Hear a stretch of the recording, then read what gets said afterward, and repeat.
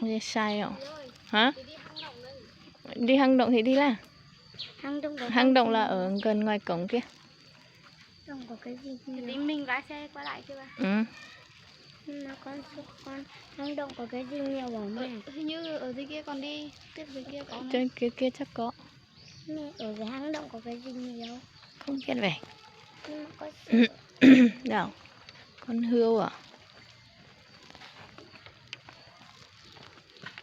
mẹ ở trong hang động có cái gì nhiều? Nhiều thật. Không biết nó ăn lá cây gì á nhỉ? Ăn lá của cây này hay là nó ăn lá của cây gì ấy? Cây này thôi. Có con khỉ không? Con khỉ á? Ừ. Không biết đấy. Rồi, có sợ quá. Có gì đâu mà sợ. Quần. Đi trước đi. Không biết sợ nó tí nó bỏ.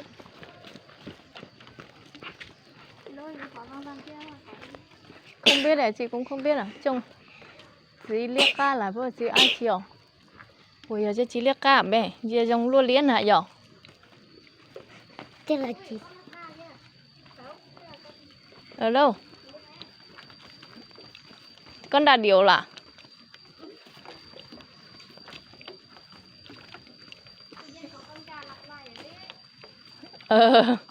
Gà này gà gì đây?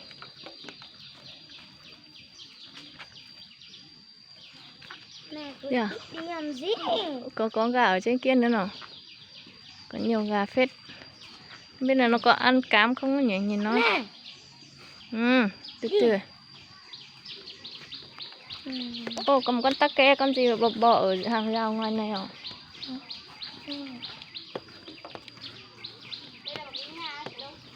Ừ, chắc thế.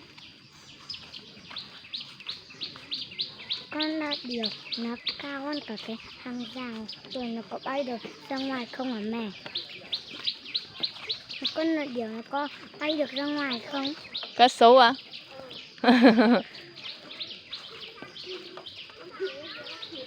Con khỉ à? Huyền thích xem con khỉ này. Có cá sấu, có khỉ.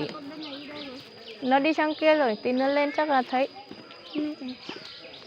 Sợ cá sấu. Không sợ đâu. Cá sấu có cắn con. Cá sấu Cuba. Con khỉ kìa, con khỉ ở trong lồng này kìa. Con khỉ có.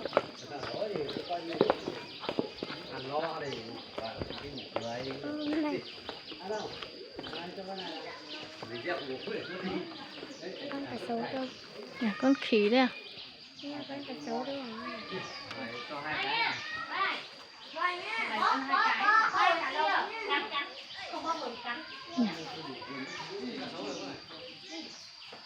Con đực kìa.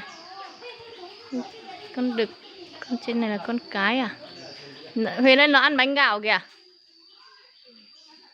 Con này nó còn biết ăn bánh gạo, là nó biết cầm túi bóng kìa. Thôi, Hả? cá sấu không động đậy chắc là dài nhỉ. Nó nằm ngủ thôi bà. Đây có chè lột tua đẩy bánh gạo chứ ở tế nó nè. Con của kẹo mút đây còn biết ăn mà. Ừ. Con bi. Giống như con của kẹo mút không? Có mà. Em cho thạch cho nó còn biết tự bóc. Ừ.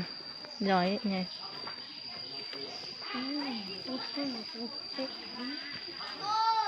Cái này họ phải rửa thường xuyên.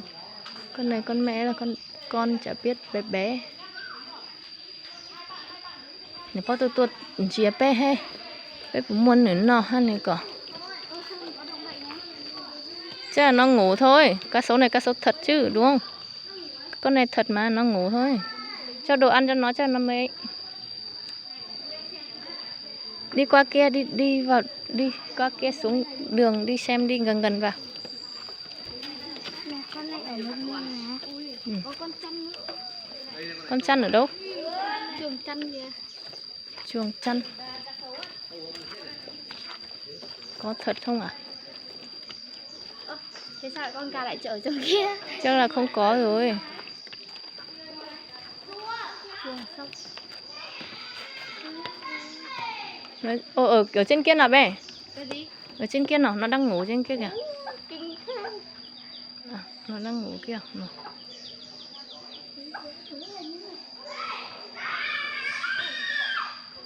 Nó không lên được à nhỉ? Họ Hàn cẩn thận vào. Con sóc ngủ ở trên này à? Chạy lấy giờ chỉ nó ra ở chùa vậy. Mấy đã trống rồi. Xa xa xa nữa nữa bự blanc cậu sợ sợ anh đi cậu. Con này là con chim cu à? Con của mèo. Đi đi xem cá sấu. Mình còn nói con này thì con Thư giãn câu cá sấu hả? Con cá to thế, con cá bống à? Không có rùa đâu. con cá ở đâu đấy con? Con rùa ở dưới kia kìa. Con rùa á? Có con rùa đây à? Con rùa. Con rùa ở trong này này. Dạ nó có con cặp. Ở với con rùa là sao? Này con. Con rùa ngẩng đầu lên nhìn nữa.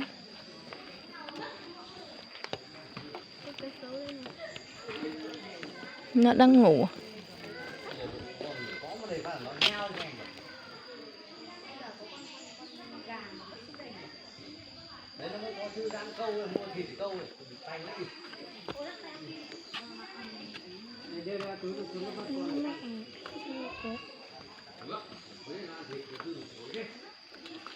Rơi điện thoại rơi xuống phát thì Khỏi phải xuống lấy nữa.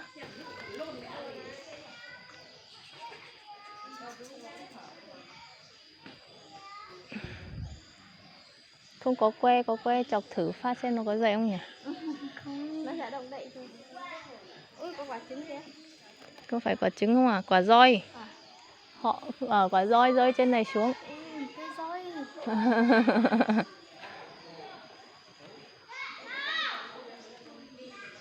Ôi giời, một con ngủ ở tận xít trên này vậy à? Như kiểu chiếc đấy. À.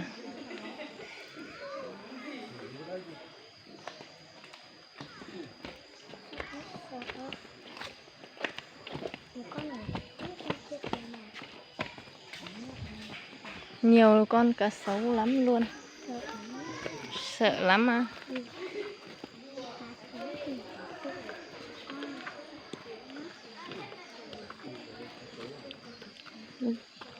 Cá sấu to nhất.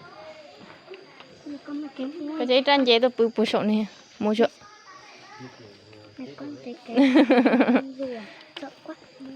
Không có thịt nó không dậy đâu. Nó nằm im bất động luôn. Nhưng nó vung một phát thì đi xuống dưới kia xem có con gì. Ra họ giống rồi. Ra cho ta lúc ra chỉ bỏ ý nó vậy. Cái cho không đi cụ chịu quá hơn chơi ý dạng có.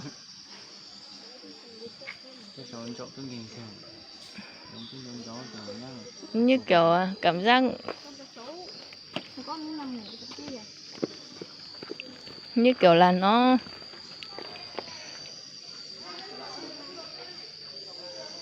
khả năng không động đậy của nó sao siêu phàm thế. Chuẩn bị chân là sẵn rồi. Dạ. Trăn chạy tùa vô. Ô trăn chạy tùa tiêu. Cái chạy cất tế ăn danh lành rồi nhở. Dòng gần cá nó chạy tế ăn danh lành này. Trao bò phò bó. Lên trên này đi xong đi được trên này. Đây chỉ hun trên này chỉ chia tàu là giờ. Ôi chà. Mình sẽ lấy đáp bà tít đi nữa được buồn. Sợ.